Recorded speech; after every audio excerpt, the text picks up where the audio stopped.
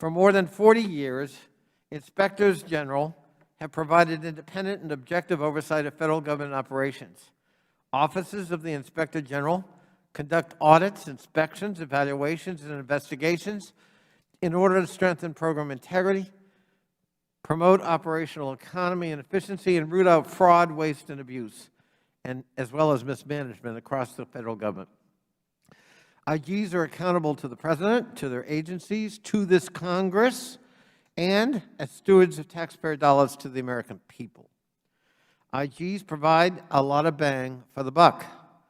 In fiscal year 2020 alone, the 75 federal OIGs collectively identified $33.3 billion in potential savings from audit reports and $19.7 billion in actual and anticipated recoveries from investigations.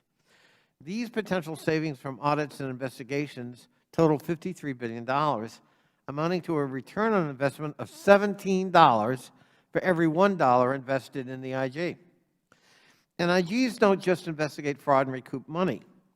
Their return on investment also includes improved cybersecurity, ethics oversight of workforce and contractors, and more recently, work that oversees the health and safety of our nation.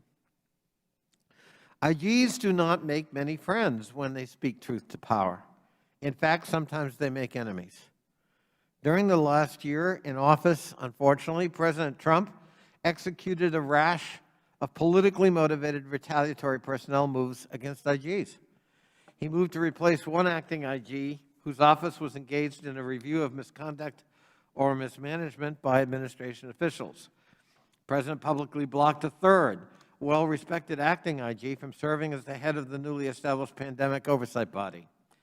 In a more difficult and maybe sinister move, the President fired intelligence community IG Michael Atkinson, who reported whistleblower allegations to Congress that ultimately led to Mr. Trump's own impeachment. He also fired State Department IG Steve Linick, who was investigating allegations of misconduct by Secretary Pompeo, allegations that have recently been confirmed by that very office. The political motives behind these personnel changes were hardly veiled. Mr. Trump claimed only that he had lost confidence, a very low standard for the removal of an IG. This flimsy excuse collapsed under minimal scrutiny. The intent was clear: intimidation and obfuscation and obstruction. The firing signaled the President's demand for loyalty to him over service to American public. In doing so, the former President set a dangerous precedent that an IG can simply be removed because they're doing their job. We cannot allow that to happen.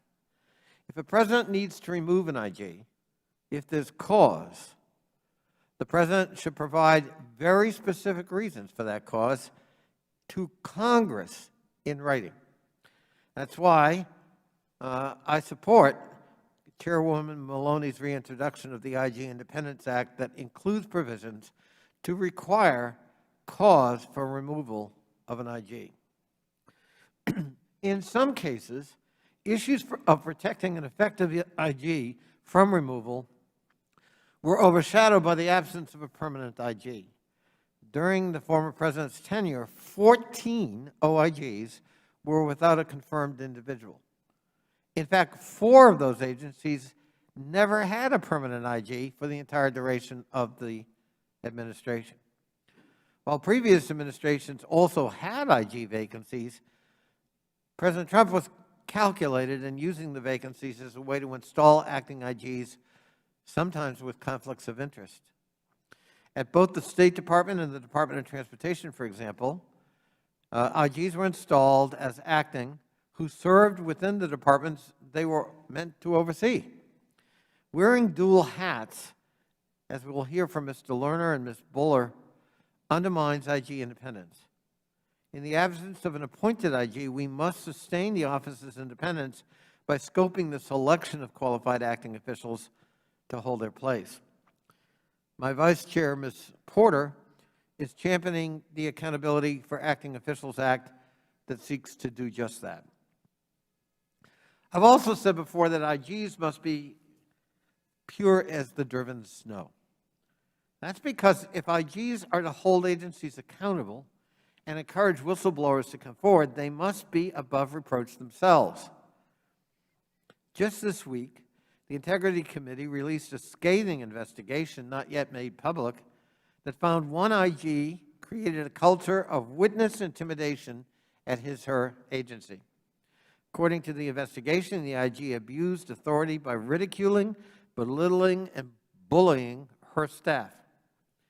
These findings come more than 4 years after the allegations reached the Integrity Committee, the branch of the Council of Inspectors General charged with overseeing the overseers.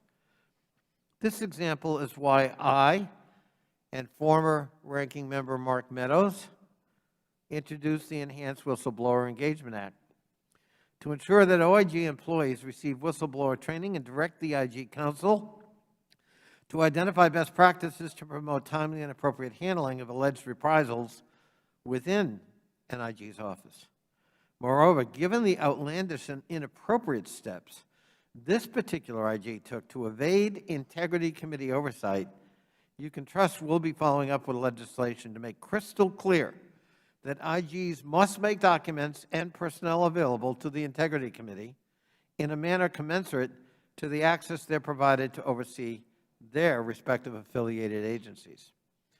The Integrity Committee itself has sometimes fallen short.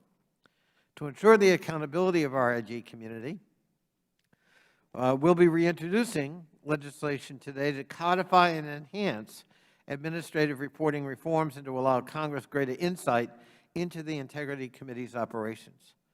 Those who watch the watchdogs must be held to great account.